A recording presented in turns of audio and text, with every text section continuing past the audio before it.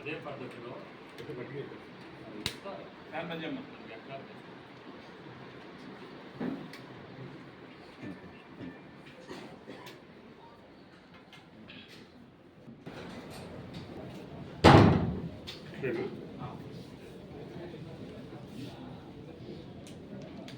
రాష్ట్ర ప్రభుత్వ పక్షాన మేము కూడా ఆ సమస్యల పరిష్కారం కోసమే కేంద్ర ప్రభుత్వం చేయాల్సినటువంటి అంశాల మీద మీకు లేఖ రాయటం జరిగింది.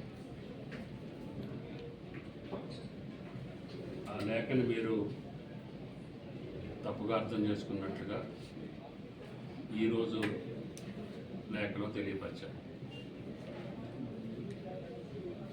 దయచేసి మా లేఖ యొక్క అర్థం ఈ రాష్ట్రానికి రైతాంగానికి సంబంధించిన అంశాలు కేంద్ర ప్రభుత్వం నిర్వర్తించాల్సినటువంటి కార్యక్రమాల విషయాలే మీ ముందు ఉంచాం తప్ప మీకు మాదిరిగా రాజకీయ ప్రయోజనాల కోసం రాజకీయ ప్రేరేపితమైనటువంటి మాటలతోటి మేము లేఖ రాయలేదు. ఎంఎస్పీకి సంబంధించి ఆనాడు కాంగ్రెస్ ప్రభుత్వమే రైతుల యొక్క క్షేమం కోసం మద్దతు ధర ప్రకటించాలని చెప్పి నిర్ణయం తీసుకోవడం, దాని అమలుకు కూడా కొన్ని కేంద్ర సంస్థలని స్థాపించడం కూడా జరిగింది. వరి కోసం ఎఫ్సిఐ, పప్పుధాన్యాల కోసం అదేవిధంగా కాటన్ కోసం సీసీ, ఈ రకంగా పంటల వారీగా కేంద్ర ప్రభుత్వమే బాధ్యత తీసుకుని మనం ప్రకటించినటువంటి మద్దతు ధర కొనేటట్టుగా ఆ సంస్థలో ఉన్నటి వరకు నిర్వర్తించింది ఈ రాష్ట్రంలో, దేశం మొత్తం మీద. కానీ బీజేపీ ప్రభుత్వం వచ్చిన తర్వాత ఆ సంస్థల్ని నిర్వీర్యం చేసి కేవలం మద్దతు ధర ప్రకటించడానికే మీరు పరిమితమై రాష్ట్ర ప్రభుత్వాన్ని కొనుగోలు చేయమంటాం. అది అసమంజసం, అసాధ్యం కూడా. భారతదేశంలో అత్యధిక వరి ధాన్యాన్ని పండించినటువంటి రాష్ట్రం తెలంగాణ. రైతు దగ్గర దగ్గర 1,73,00,000 మెట్రిక్ టన్నులు ఈనాడు పంట పండిస్తే కనీసం మేమే 90,00,000 మెట్రిక్ టన్నులు కొనుగోలు చేయాలని చెప్పి ప్రయత్నం చేస్తాం. కానీ కేంద్ర ప్రభుత్వ సంస్థ నిరాకరించి 30 లక్షల కంటే కోసం మీ ధాన్యాన్ని మేము కొనుగోలు చేయమని చెప్తే కేంద్ర ప్రభుత్వానికి మా ముఖ్యమంత్రి, సివిల్ సప్లై మంత్రి అనేక సందర్భాల్లో విజ్ఞప్తి చేసినా కూడా పెడచెవులు పెట్టి ఈనాడు వరి పండించినటువంటి రైతులను బజారు పాలు చేసినటువంటి ఘనత కేంద్ర ప్రభుత్వాన్ని. అదేవిధంగా నాఫెడ్ ద్వారా మొక్కజొన్నలు కానీ, సన్ఫ్లవర్ కానీ, కందులు కానీ, పెసలు కానీ, మినువులు కానీ, శనగలు కానీ కొనుగోలు చేసేటటువంటి బాధ్యత కేంద్ర ప్రభుత్వం మీద ఉన్నప్పటికీ కేవలం జొన్నలు, మొక్కజొన్నలు అయితే మాకు అవసరమే లేదని చెప్పినటువంటి భారత ప్రభుత్వం దాని మీద వెసులుబాటు తీసుకొని ఈ రాష్ట్ర రైతాంగానికి సహకరించమని చెప్పి విజ్ఞప్తి చేశాం. అదేవిధంగా శనగలు కానీ, జొన్నలు కానీ, కందులు కానీ, మినువులు కానీ, పెసలు కానీ అటువంటి పంటలు మీరు నిబంధనలు పెట్టి 25% వరకు మేము కొంటామని చెప్తున్నారు. దాని పూర్తి స్థాయిలో మా రైతు పంట మద్దతు అనమని చెప్పి మేము అడుగుతున్నాం. ఈ విషయాలు ఏమీ పట్టించుకోకుండా బాధ్యత మొత్తాన్ని కూడా రాష్ట్ర ప్రభుత్వం మీద వదిలేసి కేంద్ర ప్రభుత్వం నిమ్మకు నీరెత్తినట్లుగా అకాల వర్షాల వల్ల కానీ, రాళ్లవారు కానీ, లేదు ఇంకే రూపంలో నష్టం జరిగినా అది రాష్ట్ర ప్రభుత్వం వైఫల్యం పెట్టాలని మీ ప్రయత్నం జరుగుతుంది. ఆఖరికి మీరు యూరియా మీద కూడా మాకు అవగాహన లేదు, అసమర్థ ప్రభుత్వం అని చెప్తున్నారు. అది కేవలం మీకే వర్తిస్తుంది. యూరియా తయారీ కానీ, యూరియా పంపిణీ కానీ, యూరియా ఇంపోర్ట్ చేసుకునే విధానం కానీ మొత్తం కేంద్ర ప్రభుత్వ పరిధిలో. ఆ మాత్రం అవకాశం లేకుండా కూడా మీరు నిస్సిగ్గుగా అబద్ధాలు ఆడుతుంటే రాష్ట్ర ప్రభుత్వం చేతులు ముడుచుకొని ఉండాలి, మాట్లాడకూడదు, మేము చెప్పింది మేము చెప్పి రాజ్యాంగం వచ్చేటటువంటి ఏకపక్ష ధోరణి కేంద్ర గారికి ముఖ్యంగా.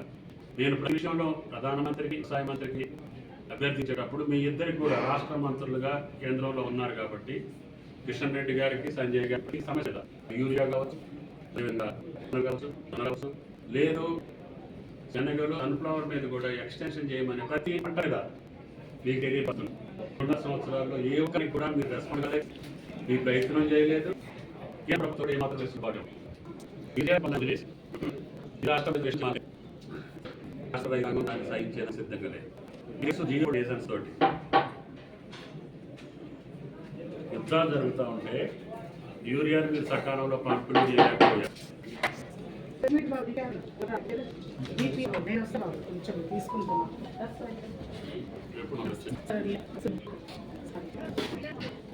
Okay okay.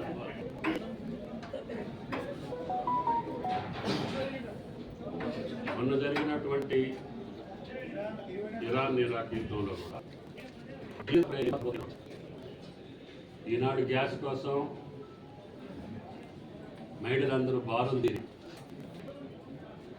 నిజం అధిక ధరలకి ప్రతి అవసర ధరల కారణం ఈ చార్జాంతనం వల్ల, ఈ నిర్లక్ష్యం వల్ల గ్యాస్ రాలేదు, నీరు రాలేదు, పెట్రోల్ రాలేదు, యూరియా రాలేదు. వాటిని తప్పించుకోవటం కోసం రాష్ట్ర ప్రభుత్వం మీద నిందలు మోపుతారా? మా తప్పేముంది ఇందులో? డీజిల్ని మా బాధ్యతన ఈరోజు పెట్రోల్ మళ్ళా చాలా మంది పెట్టినటువంటి దాని మీద యూరియా పెట్టి కలిసి కాదా? ఈ జియో పొలిటికల్ రీజన్స్ ఉన్నాయి కాబట్టి సాక్షాత్తు ముఖ్యమంత్రి, ప్రధానమంత్రి, అదేవిధంగా ఎవరికి సంబంధించిన అడ్డాన్ని, వ్యవసాయ మంత్రి, అదేవిధంగా పీయూష్ గోయల్ని, కాంగ్రెస్ని, అదే ఆర్థిక మంత్రి నిర్మలా సీతారామన్ ప్రతి విషయంలో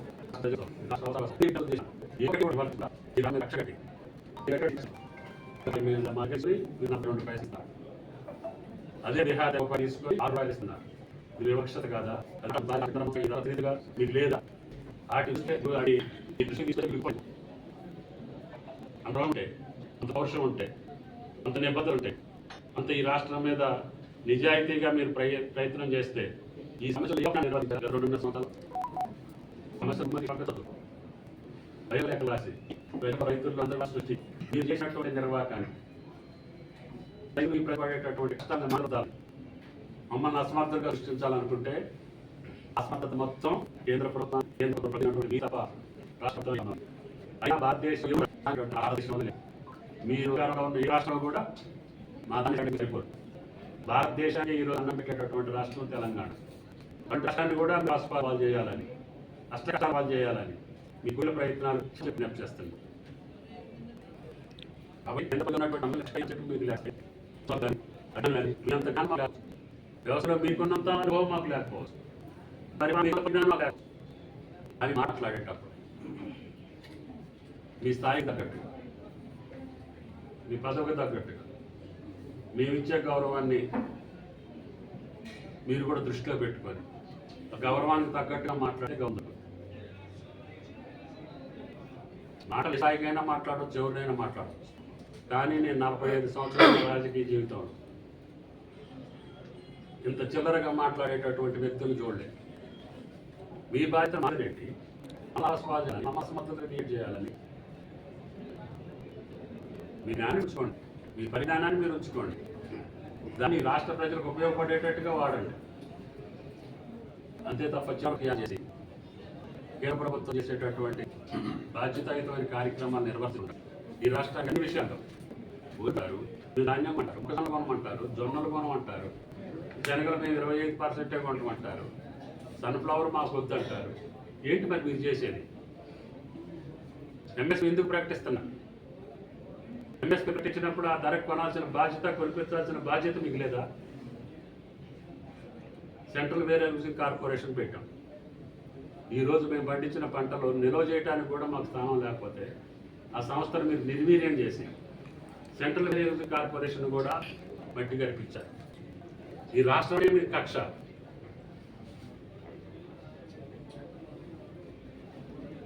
మమ్మల్ని ఇబ్బంది పెట్టో మా ప్రజల్ని పీడించో మీరు అధికారంలో రావాలనుకుంటున్నారు.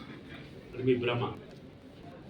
తెలంగాణ రైతాంగానికి ఒకే వ్యక్తి పశ్చిమ బెంగాల్ వల్ల అమ్మాయి కూడా రోజు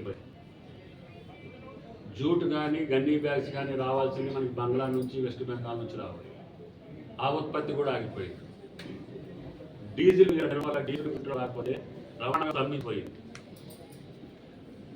ఐఎండి చెప్తుంది ఈ సంవత్సరం ఎలినో వల్ల అకాల వర్షాలు వస్తాయి. నేను 4-5 రోజుల ముందే ఐఎండితో సంప్రదించి ఈ జిల్లాల్లో వర్షాలు పడతాయి, అధికారులు రైతాంగం జాగ్రత్తగా ఉండండి, మీ పంటలను కాపాడుకోండి ఉన్నాయి. అదే